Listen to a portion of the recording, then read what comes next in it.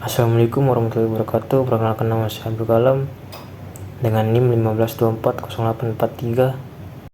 Perkenalkan, nama saya Miftah Rizky. Saya dari tim 6 dengan NIM 15240626. Perkenalkan, nama saya Faris Syadat Al-Mutakin dengan NIM 15240-600. Perkenalkan, nama saya Nathan Martua Tambunan dengan NIM 15240847. Saya ingin menjelaskan tentang pendahuluan dan rumusan masalah pada PT Indo Tambang Raya Mega Tbk. Penelitian ini bertujuan menganalisis pengaruh current ratio, debt equity ratio, dan return on asset terhadap earning per share pada PT Indo Tambang Raya Mega Tbk.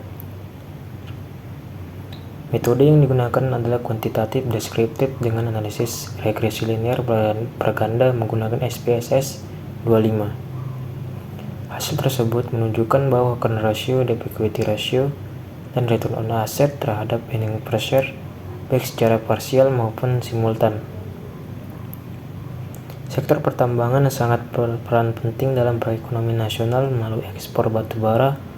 Fluktuasi harga batu bara memengaruhi laba dan nilai saham perusahaan, dan rasio keuangan seperti current ratio, debt equity ratio, dan return on asset menjadi indikator penting dalam menilai kinerja keuangan perusahaan tambang. Rumusan masalah: 1. Mengetahui pengaruh current ratio secara parsial terhadap earning per share pada PT Indo Tambang Raya Mega Tbk yang terdaftar di Bursa Efek Indonesia. 2. Mengetahui pengaruh debt to equity ratio secara parsial terhadap earning per share pada PT Indo Tambang Raya Mega Tbk. Mengetahui pengaruh return on asset secara parsial terhadap earning per share pada PT Indo Tambang Raya Mega Tbk. Mengetahui pengaruh current ratio, debt equity ratio, dan return on asset secara simultan terhadap earning per share pada PT Indo Tambang Raya Mega Tbk. Jadi saya akan menjelaskan tentang tujuan penelitian. Jadi tujuan penelitian kita itu ada 3. Yang pertama current ratio, yang kedua debt equity, yang ketiga ROA atau return of asset. Jadi 3 rasio keuangan ini akan kita uji apakah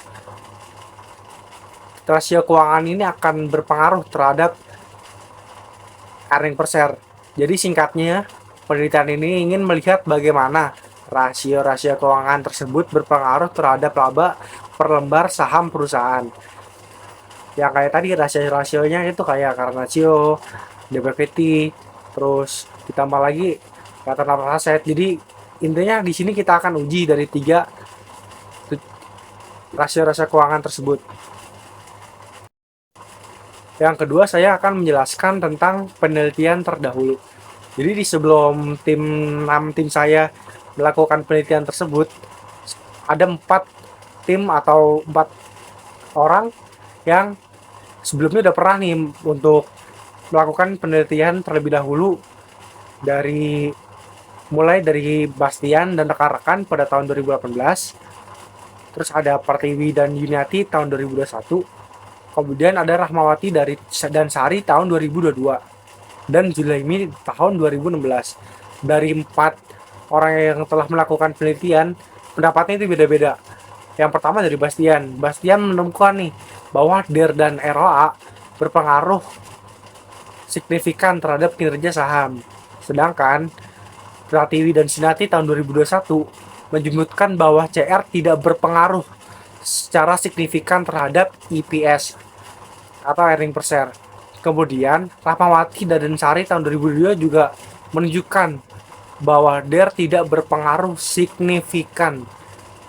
Dan Zulhalmi tahun 2016 menyatakan bahwa struktur modal memiliki hubungan lemah dengan profitabilitas. Dari penelitian tersebut, kami tertarik melakukan penelitian serupa namun dengan data dan periode yang berbeda, yaitu pada PT Indo Tambang Raya Mega Tbk. Berikut ini adalah objek penelitian. Jadi objek penelitian kita ada 4: current ratio, debt equity, ROA, dan EPS. Jadi 4 variabel ini akan kita gunakan untuk menganalisis hubungan dan pengaruh satu sama lain, misalnya current ratio ke IPS atau DPVT ke IPS atau return of asset ke IPS maupun sebaliknya. Ya, jadi 4 variabel ini akan kita gunakan untuk menentukan nih bagaimana analisis kita ke depannya, antara setuju atau tidak bahwa 4 variabel itu berguna untuk lembar saham pada perusahaan tersebut. Terus di sini ada metode penelitian. Jadi metode penelitian yang kita pakai adalah menggunakan regresi linear berganda dengan software SPSS versi 25. Jadi kita akan menguji 4 variabel tadi menggunakan software SPSS. Jadi nanti kalau udah menggunakan SPSS nanti bakal keluar antara hasil tentang kesimpulannya lah, gimana analisis kita ke depannya terhadap current ratio, DPVT, return of asset, dan EPS. Jadi hasilnya itu akan keluar dengan metode yang kami gunakan, yaitu metode regresi linear berganda dengan bantuan software SPSS. Di sini saya akan menjelaskan mengenai metode penelitian serta hasil awal dari uji asumsi klasik. Untuk menguji interaksi antar variabel ini, kami menggunakan kerangka metodologi yang ketat. Yang pertama, kami memilih metode kuantitatif deskriptif. Tujuannya adalah untuk mendeskripsikan dan menguji hubungan antar variabel dengan angka. Analisis intinya adalah regresi linear berganda. Lalu yang kedua, kami menggunakan regresi berganda karena kami ingin menganalisis pengaruh 3 variabel independen secara bersama-sama dan sendiri-sendiri terhadap satu variabel independen. Lalu yang ketiga, kami bekerja dengan data sekunder dari laporan keuangan ITMG. Kami mengambil periode yang cukup panjang, yaitu 21 tahun, 2003 hingga 2004. Pengambilan data selama 21 tahun ini bertujuan untuk memperoleh stabilitas data dan melihat bagaimana rasio keuangan bereaksi terhadap sifat siklus komoditas yang panjang. Lalu untuk mengolah datanya, kami menggunakan aplikasi SPSS versi 25. Untuk model regresi linear berganda yang baik harus memenuhi 4 asumsi klasik dan berikut hasil pengujiannya. Yang pertama merupakan uji normalitas. Tujuannya adalah untuk menguji apakah data residual berdistribusi normal. Untuk nilai signya kita punya adalah 0,002. Karena 0,002 lebih kecil dari 0,05, secara formal ini menunjukkan bahwa ketidaknormalan distribusi. Untuk hasil p-plotnya kita amati pada gambar 2, titik-titik residual menyebar mendekati garis diagonal. Dalam metodologi statistik, jika p-plot menunjukkan penyebaran yang baik, asumsi normalitas dapat dipertimbangkan terpenuhi. Ini sering terjadi pada data deret waktu yang panjang. Kesimpulannya, meskipun hasil numerik mengindikasikan sebaliknya, kami tetap melanjutkan analisis karena p-plot memenuhi kriteria visual. Yang kedua merupakan uji autokorelasi. Tujuannya untuk menguji korelasi antara kesalahan pengganggu pada periode T dengan periode sebelumnya yang umumnya terjadi dalam data deret waktu. Untuk kriterianya kami menggunakan uji Darwin-Watson. Kriterianya adalah nilai Darwin-Watson harus berada di antara kurang lebih 2 secara umum untuk menyatakan tidak ada autokorelasi. Nah, hasil dari penelitian kami nilainya adalah 1,827. Kesimpulannya karena 1,827 berada di dalam rentang kurang lebih 2, kami menyimpulkan bahwa tidak terdapat autokorelasi. Artinya, kesalahan prediksi pada 1 tahun tidak memengaruhi kesalahan prediksi pada tahun berikutnya. Selanjutnya adalah uji multikolinearitas. Tujuannya adalah menguji apakah ada hubungan yang sangat kuat antara variabel independen. Kriteria yang baik adalah tolerance lebih dari 0,10 dan FIV kurang dari 10. Hasil dari tabel koefisien CR tolerance 0,374, VIF-nya 2,676. Untuk ROA tolerance-nya 0,942, VIF-nya 1,062. Untuk DER tolerance-nya 0,381, VIF-nya 2,625. Kesimpulannya, nilai seluruh tolerance lebih besar dari 0,10 dan VIF kurang dari 10. Artinya tidak terjadi multikolinearitas dan model regresi aman untuk pengujian hipotesis. Tabel tersebut adalah tabel koefisien dari regresi, tapi dipakai untuk melihat uji heteroskedasitisitasnya dengan menggunakan weight test logic, yaitu melihat nilai significant change dari masing-masing variabel independen. Kalau nilai significance-nya di atas 0,05, maka tidak akan terjadi heteroskedasisitasnya.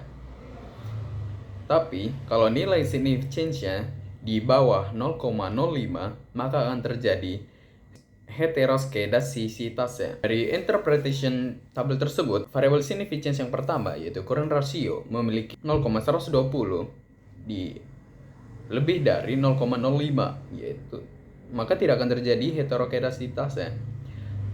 Selanjutnya di return on asset atau ROA memiliki 0,617 di atas 0,05, maka tidak akan terjadi heteroskedasisitasnya. Dan juga di debt to equality nilainya adalah 0,515 lebih dari 0,05, maka juga tidak terjadi heteroskedasisitasnya.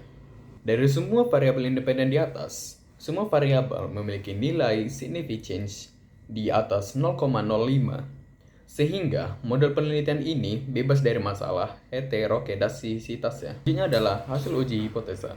Uji hipotesa digunakan untuk membuktikan apakah data yang dipunya sejalan dengan teori dan dugaan penelitian atau tidak. Pada penelitian ini digunakan persamaan regresi, uji F, uji T, dan koefisien determinan. Yang pertama ada persamaan regresi. Berdasarkan kolom unstandardized koefisien B, maka model regresinya adalah IPS sama dengan 0,410 ditambah 0,02 dari CR ditambah 0,04 dari ROA ditambah 0,05 dari DER, yang artinya jika CR naik satu satuan, IPS naik menjadi 0,02. Selanjutnya jika ROA naik satu satuan, IPS naik menjadi 0,04. Dan juga jika DR naik satu satuan, IPS akan naik menjadi 0,005.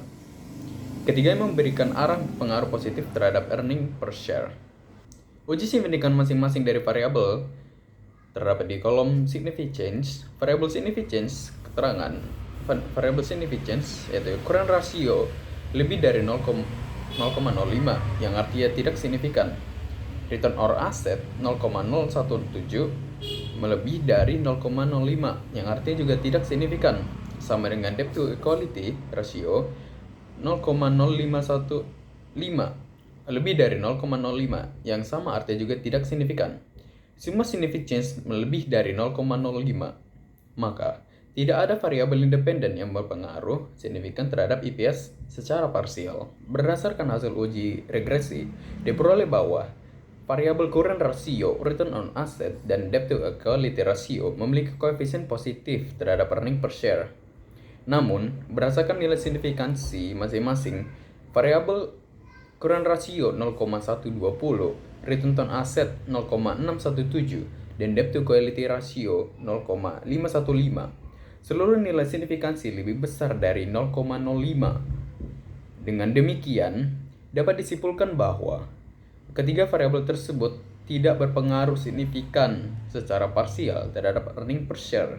Selanjutnya ada uji T. Uji T dipakai untuk melihat apakah masing-masing variabel X berpengaruh signifikan secara parsial terhadap Y.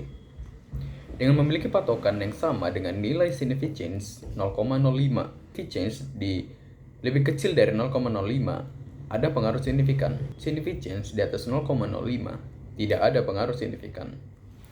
Dengan berdasarkan tabel tersebut, current ratio memiliki 0,120, return to asset 0,617, dan debt to equity 0,515. Dari tabel tersebut, kita akan mendapatkan hasil yaitu UJT menunjukkan bahwa variabel current ratio memiliki nilai signifikan sebesar 0,120, variabel return on asset sebesar 0,617, dan variabel debt to equity ratio sebesar 0,515.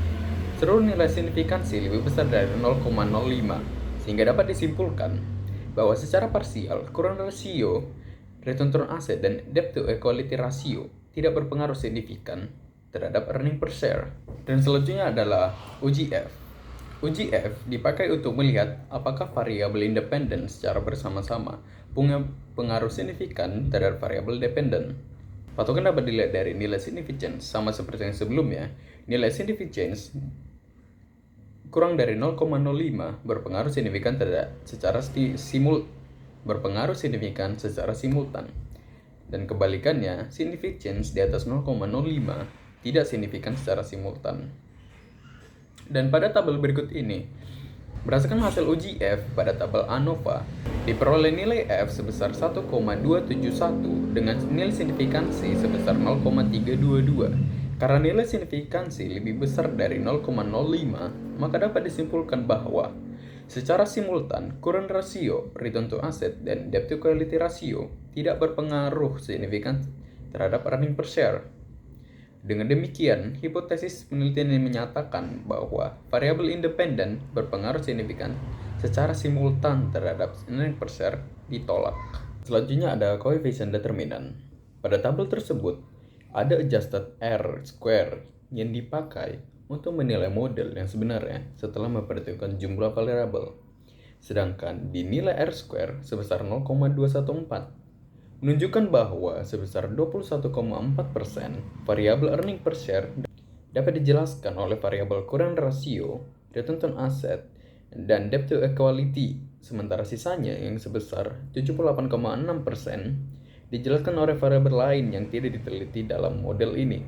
Selain itu, nilai adjusted R-square yang sebesar 0,046 menunjukkan bahwa kemampuan variabel independen dalam menjelaskan variabel dependen tergolong sangat rendah.